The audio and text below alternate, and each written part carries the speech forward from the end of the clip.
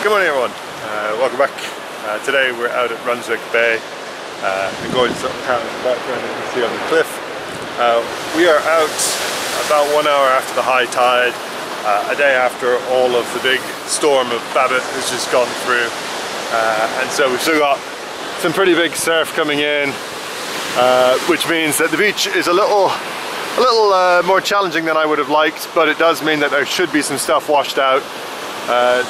Runswick's one of the few places on the coast you can normally get down to pretty close to the high tide, because you can take the path that I'm on now and sneak across the top of the beach. But with the waves it's a bit riskier, and wasn't possible until today due to the size of the waves.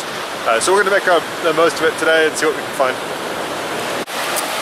So the plan today, wander along the beach here, which you can do normally just after high tide. With the waves it's a bit more risky, but we'll be okay today. Then we'll go to a big old landslide over there, which is where it's very productive the last time. And if that's not super productive even after all the waves, we'll go to Kettleness, which is the bay there, and depending on how the weather's doing, the tides, maybe around the headland, around towards Stinky Hole, and see what we can find. But I'll catch up with you again when we've got something. First find of any sort of meaning, a nice deck and a beautiful grey shells nodule, so of course it's split that way. So we'll probably give this one away, but a good start. Some gorgeous ammonites in the shells, just to give you an idea of scale. Now we're on the first headland, heading to the Kettleness Bay here. Not a lot to report. One little deck tenny which I showed you, a few nice nodules that looked promising but had nothing in them, unfortunately. So a bit slim picking still, but hopefully that'll pick up. A couple of nodules for me to have a look at, and one that's in the mud is definitely an ammonite. You can just see the keel sticking out right there. A couple worth splitting, just see the edge of the ammonite there sticking out, and the one we could see the edge of I have popped, and look at that beauty of a dactylioceras ammonite. A few more things just to show. So you've seen these already. One with a nice deck there, and another up there, and very possibly some more in this section, and a little worn section there. So that one's just coming back as is. A few more nodules to split, and I'll show you if there's anything good in those. Sadly only the one nodule with anything in it, and it split badly. Hey ho. This ugly thing is always worth just checking, because look at what's visible there, and you can see the shell of the ammonite here. So it's a nice big, I think it's a hildy.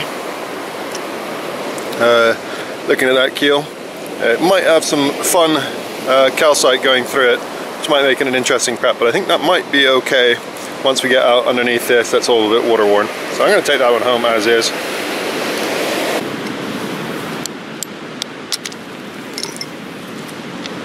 Bit of a pyritic, rusty deck.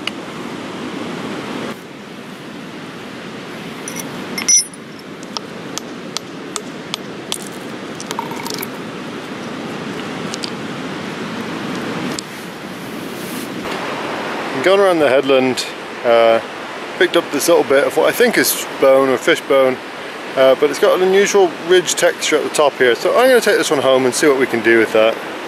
Just 'cause it's intriguing. Just reached my turnaround point. Lots of little bits and pieces of incomplete decks, but nothing special. So we will have to leave it at that and start wandering back, see if we can find anything on the way back.